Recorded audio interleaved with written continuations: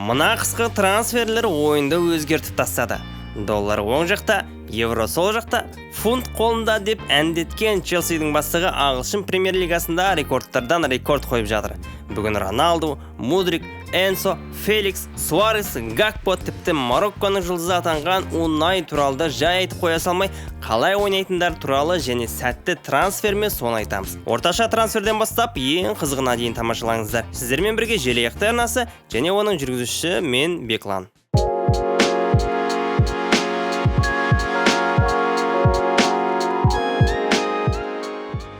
Тегін 0 теңге жұмсалған трансферлер. Кім еске түседі? Әрине ол Криштиану Роналду. Манчестер Юнайтедпен келісім шартын бұзып, Аль-Насрге 200 миллион евро жылдық айлықпен отырды. Роналдудың қалай ойнайтынын көрсетудің қажеті жоқ шығар. Онсыз да бәріміз білеміз. Ал Аль-Насрға өтудің себебі ол чемпиондықты алуы, не команданың деңгейін көтеруде емес. Клуб басшыларының мақсаты тек командасын мықты ету болса, жас, жеңіске аш, талантты футболшыларды алар еді.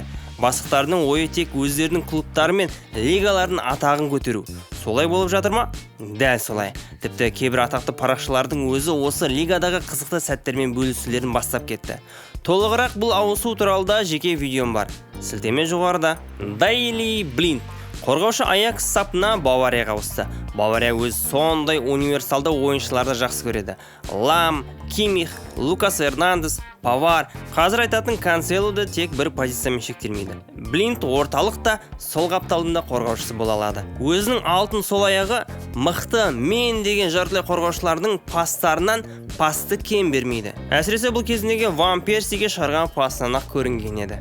Луис Суарес шабуылшының Атлетико Мадридтегі келісім шарты бітіп, әлем чемпионатын өткізіп алған соң Бразилиядағы Гремио клубына ауысты. Жаңа клубы үшін дебюттік ойында хет-трик жасап, жергілікті жанкүйерлерді қатты қуантты. Мансабының соңғы шақтары деп немқұрайлықпен емес, нағыз шоу көрсетіп жүр. Мэтт Дойерти Тоттенхэммен екі жақты келісім шартын үзіп, Атлетико Мадрид сапына келді.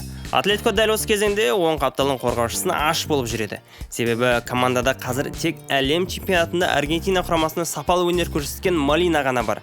Бірақ бір Молина бүкіл маусымда ойнауға жарай ма? Алдындары бапкер амал жоқтықта Лорентині шығарып жүрді. Бірақ ол шабуылға бейім болған соң өзін шабуыл жақта көрсете алмай қиналып жүрді. Ал Мэтт Дойерти болса, дәл осылай Тоттенхэмнен ауысып келген Киран Триппер секілді ұқсас позициядан бұрын ойынымен де келеді. Әрине Киран көбінесе әуелеткенді жақсы көретін. Ал Дойертидің ойыны сәл басқашалау. Тегін келген ойыншылар осымен тәмам. Енді клубтардан жалға алу арқылы келгендерді айтайық.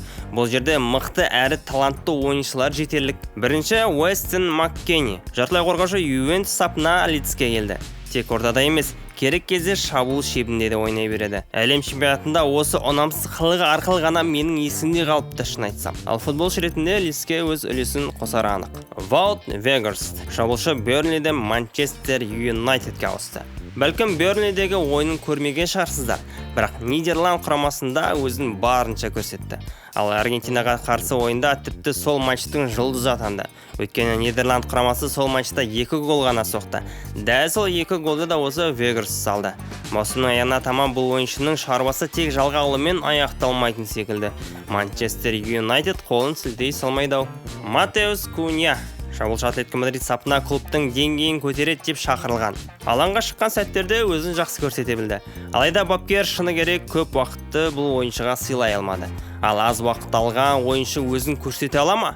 Әрине жоқ. Соның кесірінен тіпті әлем чемпионатына да шақыртып алмады. Өзі риза болмай жүрген соң Вулверхэмптон оны жалға алып алды. Үш жаққа да әдемі шешім болды дей алам. Себебі Матеус Кунья өте жан-жақты футболшы. Марсель Забитцер жартылай қорғаушы кезінде Лейпциг клубында өзін тым жақсы көрсеткеніне байланысты Бавария қуана алған еді. Алайда Баварияның аты Бавария. Қаншалықты жақсы ойнасаң да алаңға шығармауы әбден мүмкін. Себебі сенің қасында бәсекелестікке түсетін Кимих пен Горецка бар. Манчестер Юнайтед көп ойламастан бұл ойыншыны уақытша болса да өз құрамына алды. Жақсы соққанында иеленетін Забитцер өзін әлі-ақ көрсетеді. Жоу Кансело қорғаушы Манчестер Ситиден Баварияға ауысты. Бәлкім ең таң қалдырған трансфері. Себебі сондай мықты әрі өз бабында ойыншыны Манчестер Сити жайдан-жай жібере сала ма? Әртүрлі жаңалықтарға сүйенсек, Кансело өзінің бапкері Гвардиоламен сөзге келіспей қалыпты. Соның нәтижесінде уақытша болсын трансферге мүмкіндік алып отыр. Ситиге -1, ал Баварияға +1 жақсы ойыншы. Жаңа айтқандай, бұл футболшы да универсалды. Оң қаптал қорғаныста да, сол қапталда да еркін ойнай алады. Жоу Феликс шабуылшы Атлетико Мадридтен Челсиге ауысты. Лондондықтардың бұл тарихтағы ең қымбат жалға алған ойыншысы. 6 ай үшін 11 миллион евро бермекші. Оның үстіне алғашқы ойынында қызылға қазалып, мүмкін деген 307 минут ойыннан айырылды. Жалпы Феликстің Челсиге ауысқаны тек Челсиге емес, Феликске де үлкен пайдалы болып тұр. Көкжиде киетін клубқа мұндай креативті, пасы да тамаша, дриблингінің деңгейі аспандап тұрған ойыншы дәл қазіргі Челсиге үлкен көмегін берері анық. Егер бәрі ойдағыдай болатын болса, толық сатып алу ғажап емес. Бастықтар ақшаны аямайтын осы екі трансферлік кезеңде байқадық. Феликстің дебюті туралы видеоны арнайы шығарған болатынмын. Жоғарыдағы сілтеме арқылы көре аласыздар. Ал енді кезек ақшаға сатып алынған ойыншыларға да келді. Ең арзанынан ең қымбатына дейін. Топты шабуылшы Мемфис Депай ашып отыр. Барселона сапына Атлетико Мадридке 4 миллион евроға ауысты. Әрине кей жерде 3 миллион дейді, кей жерде тағы да басқа сумма. Енді бір сұрақ туатын шығар. Лионда өте керемет ойынның арқасында Барселона тағатсыздана қуанып алған трансферлері өте сәтсіз болды. Неге? Депайдың өзі нашар ойнайды ма? Қайдам. Себебі Нидерланд құрамында әлі бабында екенін көрсетті. Мәселенің бәрі сол Хавидің тактикасында. Ашығын айтқанда ойыны аса келе бермейтін. Сол себепті де алаңға көп те шығып үлгермеді. Дәл қазір Атлетико Мадридте де жақсы ойын көрсете алмауда. Ойынның аздығынан да аяғда шығып қалған болар. Уақыт көрсетер оны. Пабло Сарабия шабуылшы ПСЖ клубына Вулверхэмптонға 5 миллион евроға ауысты.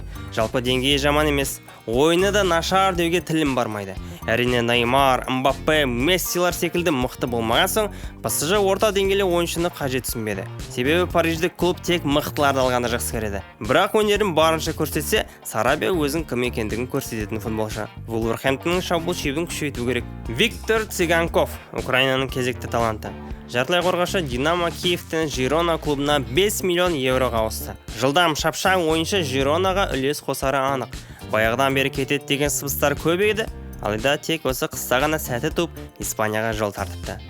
Азиаддин Унаи жартылай қорғашы Анжеден Олимпик Марсельге 8 миллион евроға өтті. Катардағы әлем чемпионатына Марокконың құрамында өнерін әлемге паш ете білді. Пастарды ары-бері лақтырып, ойынды жүргізіп, өзін Де Брюйне сезінгені рас. Осындай тамаша турнирден кейін бұл ойыншыны беделді мықты клубтармен байланыстырды. Алайда ұсыныс түспеді ме, әлде өзі қорықты ма белгісіз. Меніңше сол екінші нұсқа секілді. Соңында Марсельден бір-ақ шықты. Қосалық құрамда Фернандеш, Де Брюйне, Неймар секілді монстрлардың астында тұрғанша, басты рөлде жүргенім артық дер бәлкім.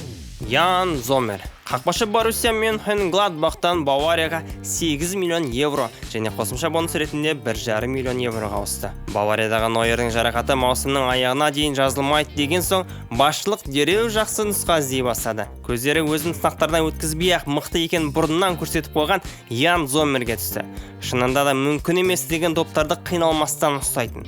Нойердің айырмашылығы тек аяқпен ойнауда ғана шығар, басқа жағынан кем түспейді.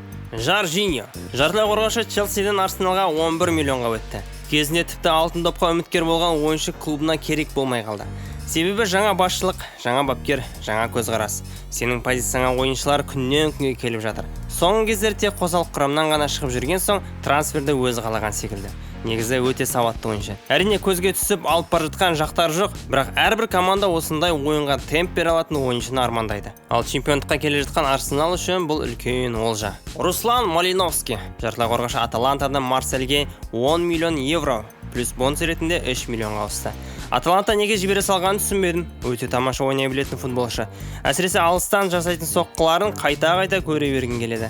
Украина сапында Қазақстанға қарсы ойнаған кезде алыстан соққылары біздің қақпашыны әжептеуір уайымдатқызды. Марсель жақсы команда жинап жатқаны сөзсіз. Кеше ғана Малиновскийдің алыстан жасаған голының арқасында Марсель ПСЖ-ны көбіктен ұшырып тастады. Якуб Кивер Специядан Арсеналға 25 миллион евроға өтті.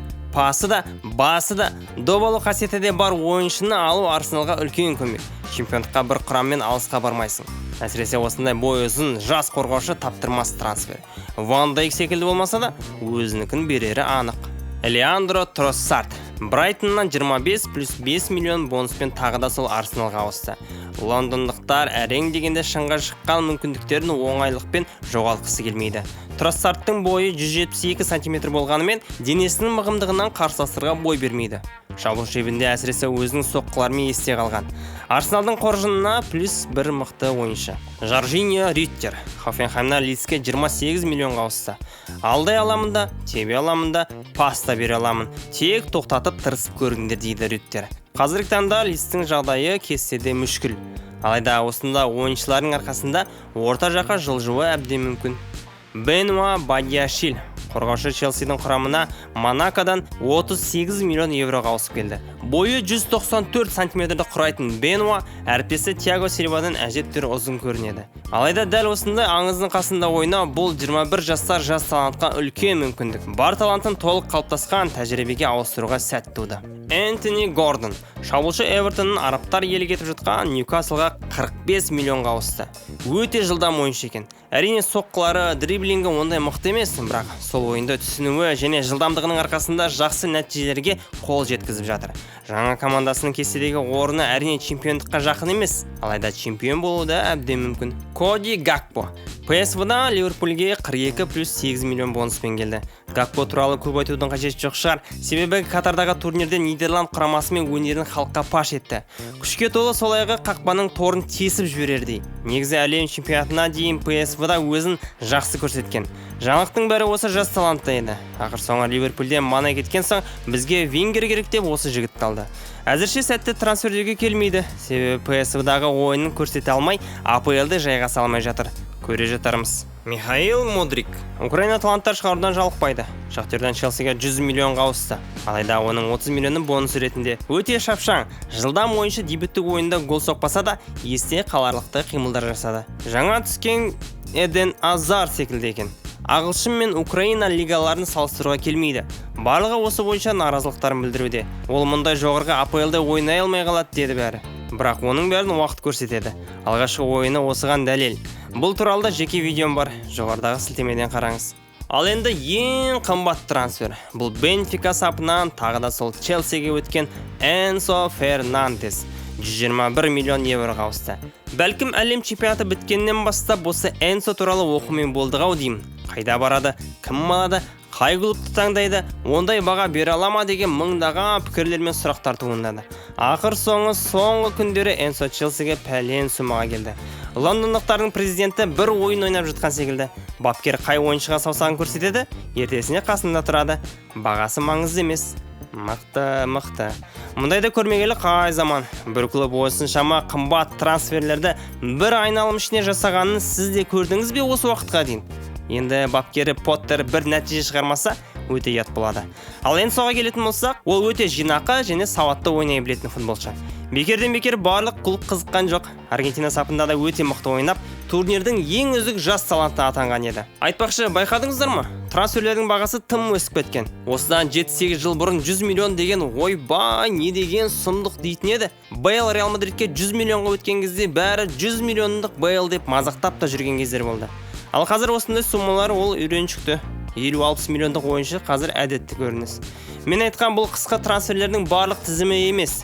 Себебі мен танымайтын да, сіздер де танымайтын ойыншылар өте көп. Әр лигадан бір-бірімен ауысып жатқан 1000 ойыншы бар. Сіздерге арнайы дайындап бергенім ел аузында жүрген және бағасы да сол айтуға тұрарлықтай ойыншыларды айттым. Осының бәрін сіздерге айтып берген мен Беклан. Желаяқтай арнасына қолдау ретінде тіркеліп кетіңіз. Ерінбеңіз, сіздің қолдауыңыз мен үшін шабыт. Амандықта жолыққанша сау саламат.